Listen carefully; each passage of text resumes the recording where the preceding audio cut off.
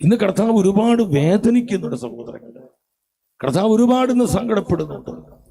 കർത്താവ് ആരെ നോക്കിയ സങ്കടപ്പെടുന്നത്? IS-കാരെ കുറിച്ചാണോ? ബൊക്കോ ഹറോമിനെ കുറിച്ചാണോ? RSSനെ നോക്കിയിട്ടാണോ? ഫുലാനികളെ നോക്കിയിട്ടാണോ? മത തീവ്രവാദ ശക്തികളെ, നിരീശ്വര ശക്തികളെ നോക്കിയിട്ടാണ് കർത്താവ് ഇന്ന് കരയുന്നത്.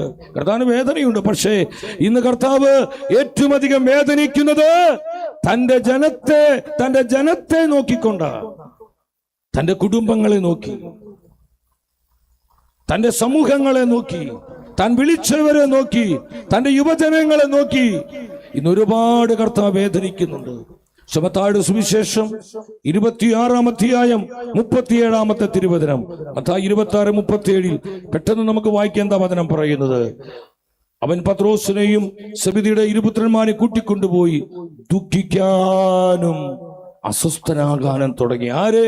കർത്താവായ യേശു, സാക്ഷാൽ ദൈവപുത്രനായ ഈശോ. അവൻ ദുഃഖിക്കാൻ തുടങ്ങി.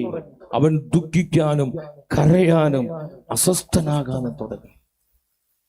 ഇന്ന് കർത്താവ് നമ്മെ നോക്കിക്കൊണ്ട് പറയാം, മക്കളെ നിങ്ങൾ അനുതപിക്കുക. നിങ്ങൾ അനുസരണക്കേടുകളെ ഓർത്ത്, അവിശ്വസ്തതകളെ ഓർത്ത്, നമുക്ക് വന്നുപോയ ആത്മീയ അപക്ഷയങ്ങളെ ഓർത്ത്, പലപ്പോഴും കർത്താവിനെയും കർത്താവിന്റെ വചനത്തെയും നമ്മൾ അറിഞ്ഞറിയാതെയൊക്കെ നമ്മൾ തള്ളിക്കളഞ്ഞു, നിരാകരിച്ചു, നമ്മൾ ഡിസൊബീഡിയന്റ് ആയി.